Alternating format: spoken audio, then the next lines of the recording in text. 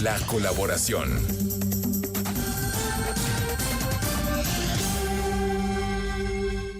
Muy bien, pues a ver, Carlos Castellanos con nosotros como cada jueves.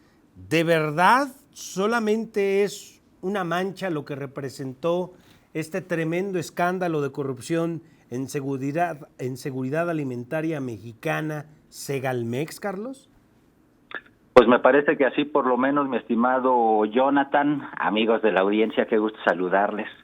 Me parece, mi estimado Jonathan, que por lo menos así pretenden que pase a la historia quienes en estos momentos dominan, manejan y también de alguna o de otra manera controlan la narrativa desde el oficialismo, como ha sido con anterioridad. Eso no nos debería de sorprender a nadie, simple y sencillamente, pues que ahora se trata de una nueva narrativa. Al final de cuentas, lo que es innegable, mi estimado Jonathan y amigos de la audiencia, es que pues pareciera ser que es imposible que se cuente o que se tenga en este país por lo menos un gobierno que de verdad cumpla a cabalidad y que en serio deje fuera de sí todas esas lacras, como las ha calificado el propio presidente Andrés Manuel López Obrador, que implican pues no solamente pues nuevos ricos, tráfico de influencias, vasos comunicantes con determinados sectores empresariales, y desafortunadamente dentro de esas lacras también se encuentran los malos manejos administrativos y los desvíos de recursos. ¿Qué es Seguridad Alimentaria Mexicana, Segalmex? Un organismo descentralizado, sectorizado a la Secretaría de Agricultura y Desarrollo Rural, la SADER, que cuando se anunció se dijo buscaría la autosuficiencia alimentaria en los 4 granos básicos: maíz, trigo, arroz, frijol, y también en lo que se refiere a lácteos. Fomentar el desarrollo económico y social del país era la intención de este Segalmex. Algunos que ya tenemos algunos años recordamos de inmediato aquella emblemática figura denominada CONASUPO, que a principios de la década de 1980, ya en el siglo pasado por supuesto, pues también se corrompió. Precisamente ya después nos enteramos que CONASUPO al final de cuentas pues se volvía un barril sin fondo de la corrupción y del desvío de recursos. Segalmex, desafortunadamente, mi estimado Jonathan, amigos de la audiencia, pues se ha convertido en en esta mancha, si es que así lo quiere decir el presidente Andrés Manuel López Obrador, pero es una mancha que no por decirle como tal deja de ser menos importante o deja de señalar o de dejar ya marcado, porque precisamente como toda mancha pues dejará huella en el sexenio del presidente Andrés Manuel López Obrador. Y cuando se hacen cuentas, pues desafortunadamente, mi estimado Jonathan, no hablamos de poca cosa. Hay que recordar que la Auditoría Superior de la Federación detectó irregularidades por 15,300 millones de pesos en Segalmex, duplicando de esa manera los 7,600 millones que se reportaban en la estafa maestra del sexenio pasado, mi estimado Jonathan. Pues sí, pero que a final de cuentas esto en Segalmex superó, pero demasiado, a la estafa maestra. Y luego recordarás a este hombre que fue su director de Segalmex en su momento, Ignacio Valle Fernández. Este hombre tiene 22 denuncias en la Fiscalía General de la República. Se le acusa por el desfalco de los 8,636 millones de pesos solo en la gestión del 2020 en Segalmex, Carlos. Y recordarás que cómo lo defendió con una total vehemencia a Ignacio Valle, incluso hasta dijo, no, él no hubiera sido porque se pasaba de buena gente. Y recordarás, Carlos, y a lo mejor la audiencia no lo sabe, pero Ignacio Valle fue el que le dio su primera oportunidad política al propio López Obrador, al joven López Obrador. Efectivamente, mi estimado Jonathan, el propio presidente Andrés Manuel López Obrador así lo ha dicho. Es de hecho alguno de los argumentos o de las justificaciones que dio en algún momento desde la mañanera para tratar de quitar o de lavarle responsabilidades a quien fuera de alguna o de otra forma pues su mentor en algún momento del hoy presidente de la República, Andrés Manuel López Obrador. Ignacio Ovalle Fernández fue diputado federal desde 1994 a 1997 y a él lo designaron en el 2018 el titular de Segalmex, pero desafortunadamente cuando se desató este escándalo, mi estimado Jonathan, que tú recordarás, a él de manera particular se explica la acusación es por un desfalco de 8,636 millones de pesos nada más en esa gestión del año 2020, pero precisamente fue en ese momento que el presidente López Obrador dijo, pues vámonos a otro lado, y hoy por hoy Ignacio Ovalle Fernández no está ni siquiera guardado en su casa.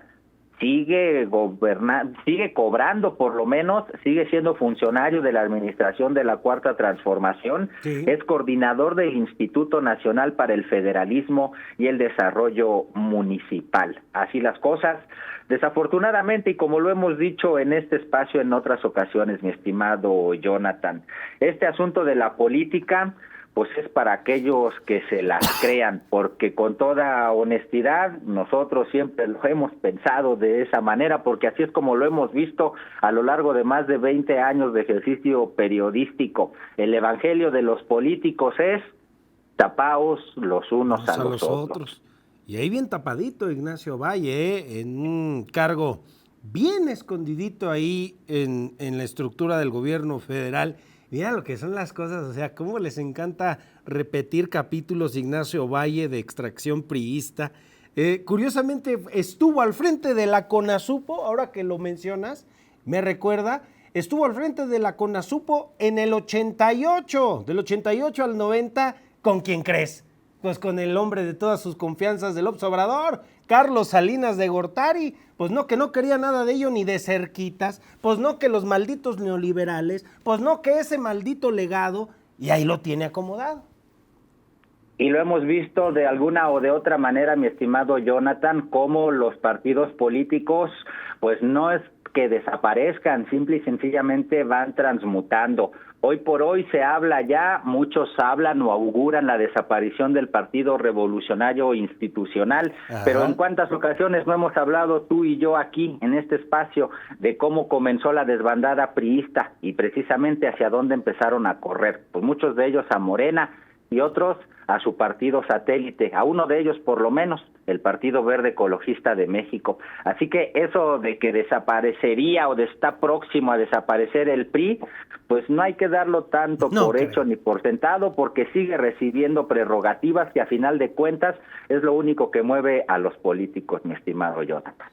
Oye, y por cierto, ya que mencionas esta parte de los encargados, por todo lo que hemos estado hablando y cómo Segalmex, a final de cuentas, y de hecho para terminar este capítulo Segalmex, antes de pasar a lo inmediato, Segalmex, dice el presidente, los culpables están en la cárcel y el dinero se recuperó. ¿Es cierto esto, Carlos? Porque a final de cuentas ni siquiera hubo un informe de ello detallado, pues ni en la propia mañanera. Es correcto, y seguimos precisamente en ese asunto esperando a que nos den las respuestas. Por allí hay un director que fue detenido efectivamente, ajá, no recuerdo en estos momentos, se me escapa su apellido, Gaviria, creo. Ajá, que se entregó en Miami, ¿te acuerdas? Efectivamente, mi estimado Jonathan, en estos momentos René Gavira es el nombre de este funcionario, precisamente exdirector administrativo de Seguridad Alimentaria Mexicana. Él es el único de alguna manera detenido por la Fiscalía General de la República y vinculado a proceso actualmente por los delitos de delincuencia organizada. Pero recordemos cómo funciona este asunto de la política y sobre todo cuando se habla de casos escandalosos. El hilo siempre se va a romper por lo más delgado y siempre habrá personajes que, como los gatos, a pesar de que los avienten del edificio, saben caer de pie, mi estimado Jonathan. Bueno, Segalmex, este extendido de la Secretaría de Agricultura, que era para garantizar la autosuficiencia en los alimentos y que básicamente pues fue la gran estela de la corrupción en este sexenio de López Obrador, que reconoces la mancha que se lleva, pero a qué manchita. Oye, y hoy en la mañana, bueno, pues Claudia Sheinbaum, la hicieron cardíaca, la hicieron mucho de emoción. Yo me esperaba otro nombre, otra persona, pero a final de cuentas resultó ser otro más del sexenio de López Obrador que repetirá con el de Claudia Sheinbaum. En este caso, Zoé Robledo, Carlos. Efectivamente, Zoé Robledo Aburto, mi estimado Jonathan, repite, o se queda, mejor dicho, como director general del Instituto Mexicano del Seguro Social, y es que difícilmente lo podrían mover en estos instantes, mi estimado Jonathan. Acuérdate que estamos en la transición a contar con un sistema de salud como el de Dinamarca, y el encargado de esa titánica labor, pues precisamente es Zoé Robledo Aburto, y en ese sentido, pues me parece que lo más indicado era dejarlo a él, porque al final de cuentas, se consiga o no se consiga la empresa, pues ha sido Zoé Robledo el que ha tenido los hilos en la mano desde el principio de la administración del presidente López Obrador. Es de los pocos funcionarios que ha sido constante dentro, me parece, de las preferencias de López Obrador, que ha tenido presencia, si no permanente, sí habitual, por lo menos en las mañaneras, y creo que eso dice mucho, sobre todo cuando hablamos de un gabinete, el de la administración del presidente López Obrador, en donde muchos analistas han dicho que la mayoría de los integrantes del gabinete fueron, cuando mucho, similares a Florero.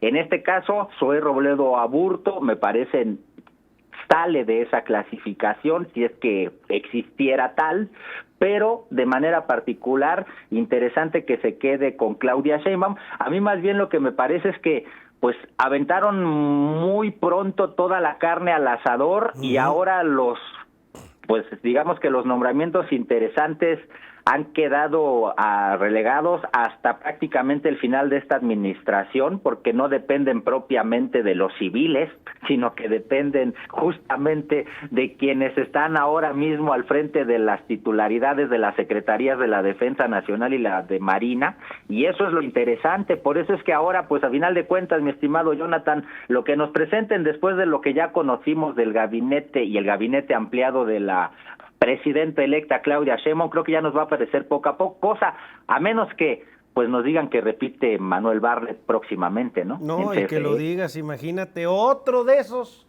fíjate, otro de esos de los que decían los malditos neoliberales, el pasado oscuro, los que nos hicieron mucho daño, los que, como decía el meme, el PRI robaba más, pues ahí los tienen, otro más, el Manuel Bartlett, que ya veremos si en una de esas vuelve a repetir, si le alcanza la rodada para darse otra vuelta en el sexenio de Claudia Sheinbaum, pero pues como tú dices, ¿no? La misma ansiedad de estar en el poder, pues en una de esas los rejuvenece. Pues muchas gracias, mi querido Carlos. Oigan, pásenle la receta a Joe Biden, ¿no?